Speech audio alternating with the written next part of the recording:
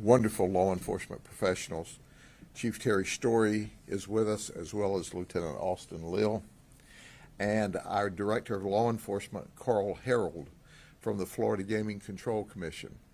We're going to bring some information to you I think that you'll find interesting, and we're also going to have kind of an education process.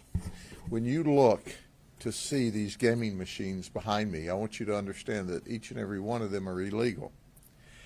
We received a tip that illegal gambling was occurring in the state of Florida, in Polk County, and in Auburndale. And quite frankly, our concern is that we work together to make sure we put bad guys in jail who violate the law. So Chief Story and his team teamed up with us and our team, and the investigation began. But in addition to that, obviously we wanted the subject matter experts, and that's why we asked Director Harrell and his team to work with us on this operation. It started as a simple tip, and we're still looking for tips and information. We arrested these store owners in addition to the other 24, 25 people in one operation.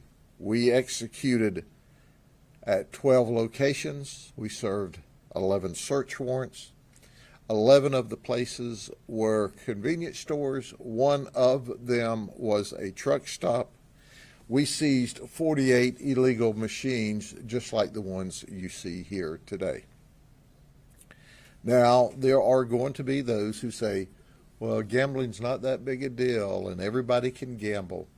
Let me tell you clearly and unequivocally that not only are these gambling machines illegal, but they're ripping off the people that gamble with them. There's no professional oversight. There's no rules and regulations or state law oversight. There is a percentage, and I'll let our director get into it deeper. There's a percentage of payoff that's mandated by law. Not so with these machines. So while this is all going on, we also determined that 5 illegal aliens were involved. In fact, one of them actually owns a store. That's right, he's here in the country illegally, and he owns one convenience store, and his wife owns another convenience store. So it's important to understand that if this was legal, if they even thought it was legal, explain to me why a large percentage of these folks were hiding them in back rooms, and why they wouldn't allow people to go there unless they were sure or thought they were sure that they weren't law enforcement officers. Well, our detectives, who are the very best, teamed up with Chief Story's detectives, who are the very best, and we went undercover throughout Polk County. And we won at some of these games, and we lost at some of these games. And we determined that this operation certainly violated the law. When we hit our search warrants yesterday, we seized over $100,000 of illegal money in cash. And guess where that $100,000 of money in illegal cash came from? It came from hardworking folks. And we can't prove that children didn't participate because there's no rules, there's no regulation, there's no oversight, there's no monitoring of this operation. It's not fair play. So even if you believe in gambling, there's all kinds of legal ways to gamble. You can sit at home and play penny poker legally with your friends, but you can't engage in illegal gambling where you are ripping off the community. It's not fair play. Now, one of the people that was selling these items was Kenneth Halstead. He's 63. He's from South Carolina. That's right. He sold the machines to 2 of the locations, but not all of the locations. And it's important to understand that these machines are coming in from other areas of the world, and that there are many people that are selling or just delivering these machines. We'll bring them to you, we'll set it up, we'll do all the maintenance, we'll give you 40% of the proceeds. If you do that, if you allow this machine into your establishment, your private establishment or your public establishment, understand one thing: you're violating the law. Understand another thing: our detectives are going to investigate you. Understand another thing: we're going to run through you like a dose of salts through a widow woman. You're not going to violate the law in this county. Now, there was a sheriff in another county that was taking payoffs for this, and it got him locked up under racketeering laws. It was similar to this. These are just part of what he was involved in. He embarrassed all law enforcement across this state, but he went to jail because right always prevails. Well, this is an example today for him of what he should have been doing. He should have been seizing the gambling devices, not being paid off by a bunch of crooks. He'll get his day in court. So let me turn this over for just a minute, and then we'll take your questions to our Director of Law Enforcement, Carl Harrell, from the Florida Gaming and Control Commission. Director? Thank you, Sheriff. Thank you. My name is Carl Harold. I'm the Director of Law Enforcement at the Florida Gaming Control Commission.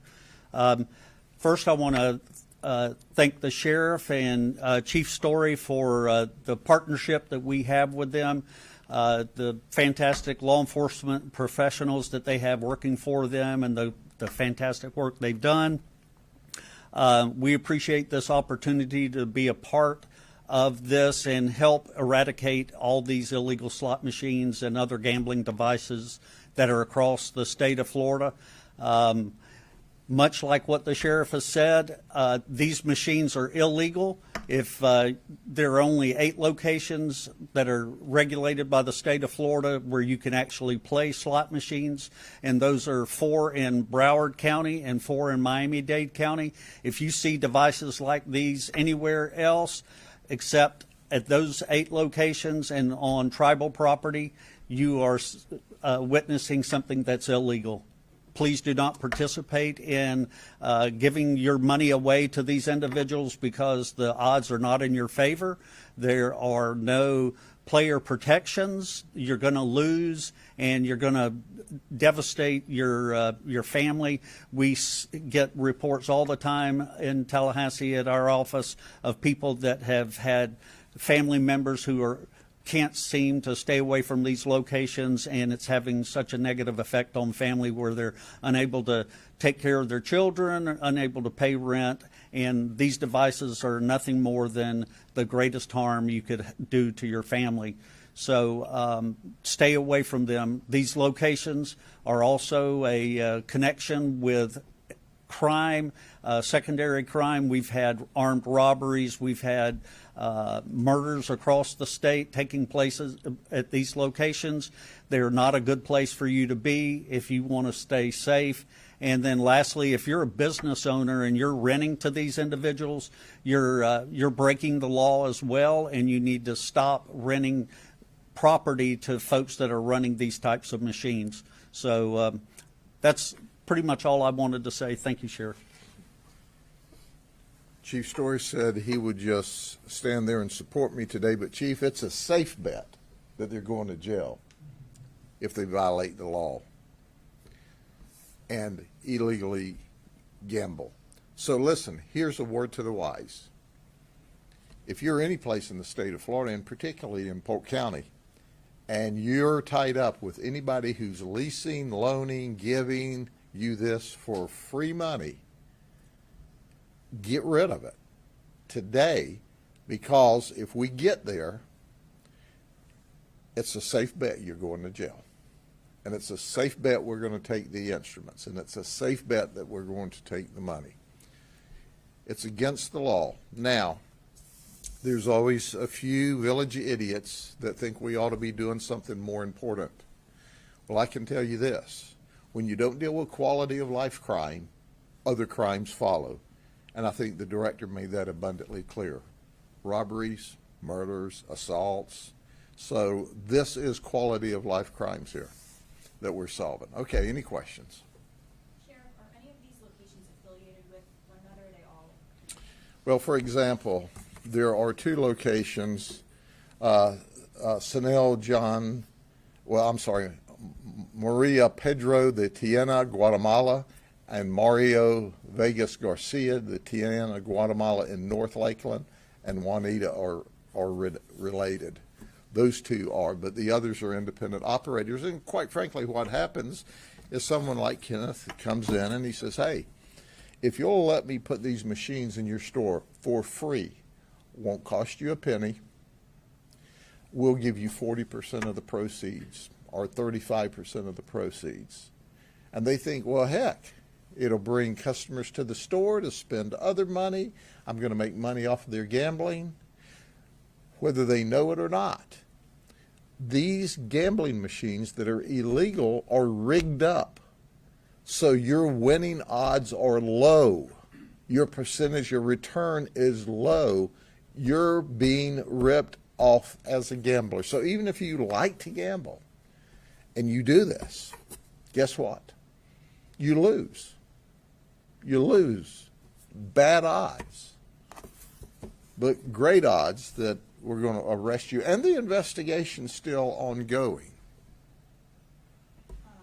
Maybe this is a question for the director, but is it mainly convenience stores where you guys have found these types of illegal gambling machines? No, we see this type of activity all over the place.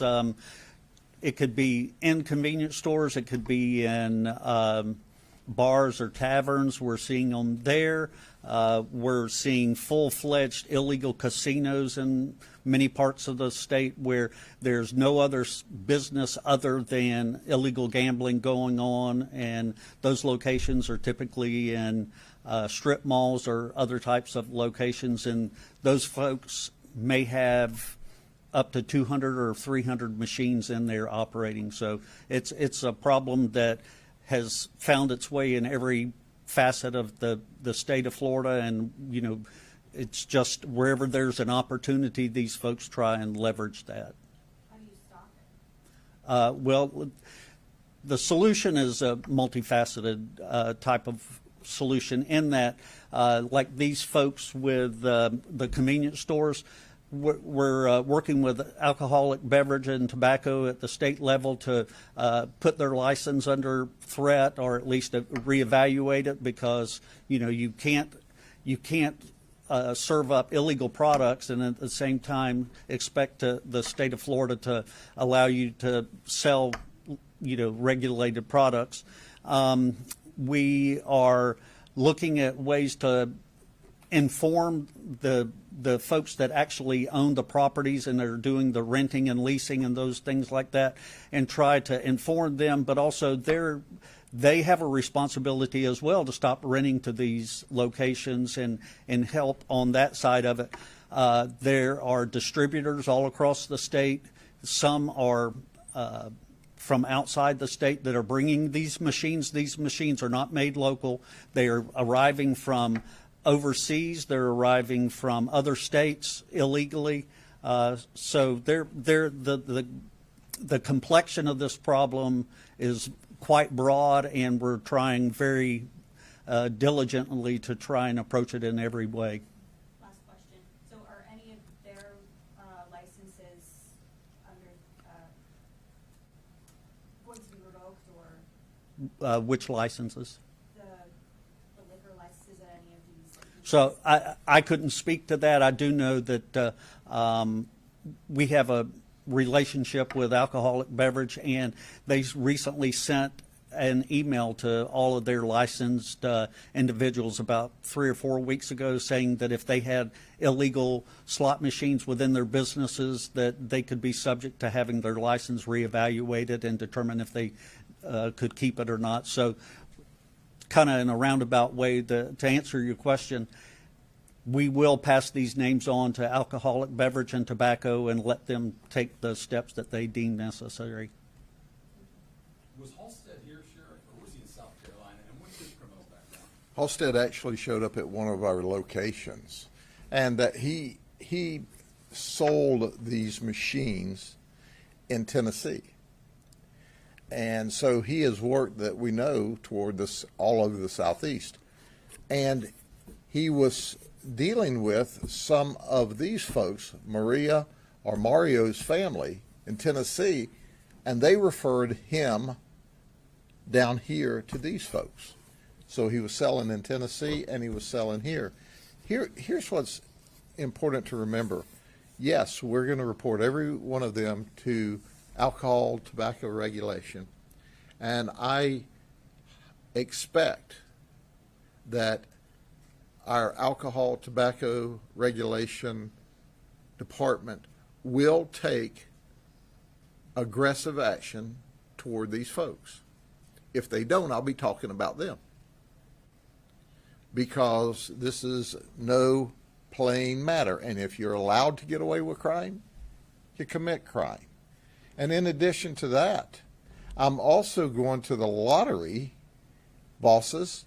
They can lose their ability to sell legal lottery.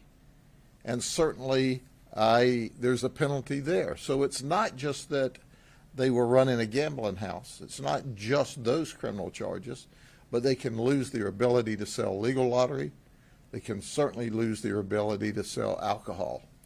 And I anticipate, and I'm going to work with my colleagues from the state and say, ramp it up, guys, ramp it up. You warned them a month ago. How much attention did they pay? Zero. And you know good and well, they've got to have crunchy peanut butter for brains to do that in Polk County. Because we not just arrest people, we like to arrest people that violate the law. And for those of you who want to make some cash, want a good gamble, a good bet, call Crime Stoppers.